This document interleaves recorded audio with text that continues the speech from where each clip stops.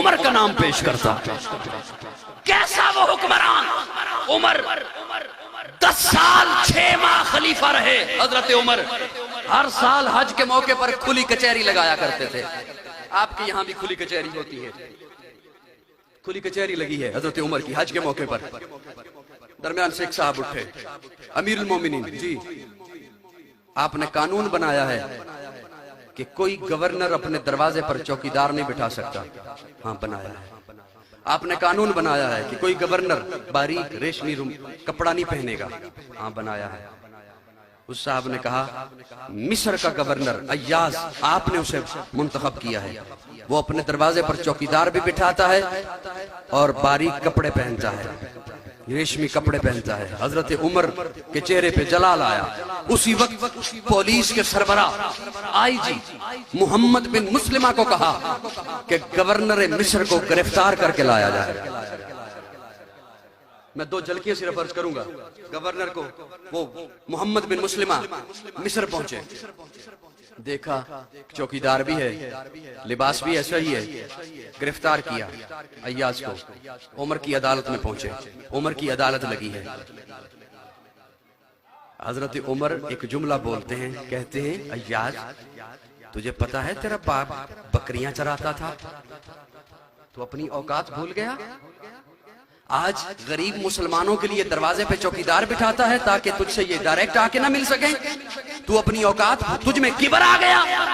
मैं तुझसे सिर्फ गवर्नरी वापस नहीं लेता, तुझे बैतुल माल से 200 बकरियां दे रहा हूं। बाप की तरह पहाड़ों पे चरा, 6 माह तक चरा। जब तेरा पारा नीचे आ जाए, तुझे अपनी औकात याद आ जाए, उमर के पास वापिस आ जाना, उमर तुझे वैसा ही पाएगा। उमर, आज इन स्कॉलरों को उमर याद नहीं आ रहा जिसने दुनिया भर को तर्ज़े हुकूमत सिखाया है, जिसने हुकूमत करने के तरीके सिखाए हैं, हुकूमत कैसे की जाती है। इन्हें क्यों वो उमर याद नहीं आ रहा? वो आधी दुनिया का हुक्मरान था। मर्दे जलाल मर्दे हुनर भेजना पड़ा, ऊंचे बदन पे ऊंचा ही सर भेजना पड़ा। सबसे बड़े नबी की हिफाजत के वास्ते फौलाद से भी सख्त बसर भेजना पड़ा। बढ़ने लगा था जोर जिहालत की फौज का, रूए जमी पे रब को उमर भेजना पड़ा। कैसर रूम ने हजरत उमर की खिदमत में एक शख्स भेजा, तोहफे देकर। असल में भेजा अपना जासूस बनाकर, तोहफे देकर। जहर की शीशी, इत्तर की शीशी, एक खूबसूरत नौजवान दोशीजा, खूबसूरत लड़की। वो शख्स आया मदीना मुनव्वरा में, तुम्हारा सरदार क्या कहाँ है? लोगों ने कहा, हमारे यहाँ सरदार नहीं होता, हमारा अमीर होता है। अच्छा, अमीर कहाँ है? कहा, मस्जिद नबवी में।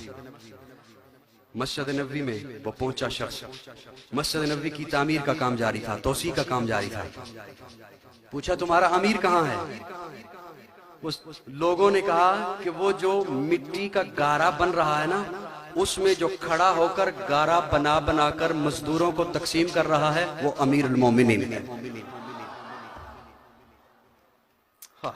पहुंचा हजरत उमर के पास, मुझे कैसर भेजा, कैसर रूम ने। अच्छा, तोहफे देकर भेजे। क्या तोहफा? कहा, ये जहर की शीशी है, ये उसने भेजी है कि जहां उमर तेरा दुश्मन हो ना, जिस रास्ते से आ रहा, अगर वो चखे नहीं तो उस रास्ते पे गिरा दे, ये उसके जिस्म से जहर छू जाए तो वो मर जाएगा। और ये इत्तर की शीशी उसने भेजी है, जब लगा लोगे जिस कपड़े पर, कई महीनों तक, साल भर तक उससे खुशबू आती रहेगी। अच्छा, और ये खूबसूरत लड़की तोहफे में भेजी है।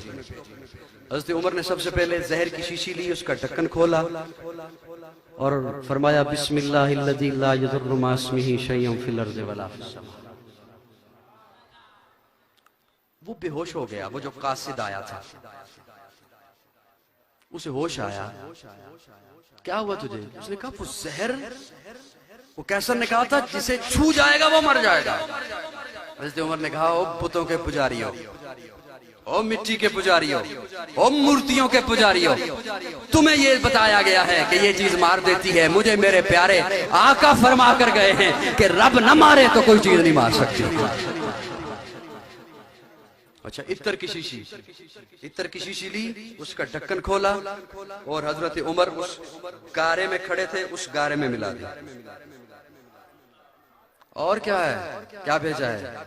ये खूबसूरत दोशीज़ा। हजरत उमर ने यूं मजदूरों को आवाज दी, और लड़कों तुम में से किसकी शादी नहीं हुई?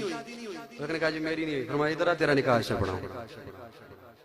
वो शख्स वहां से वापस गया और जाके बादशाह को कहता है याद रख तू उमर का मुकाबला नहीं कर सकता।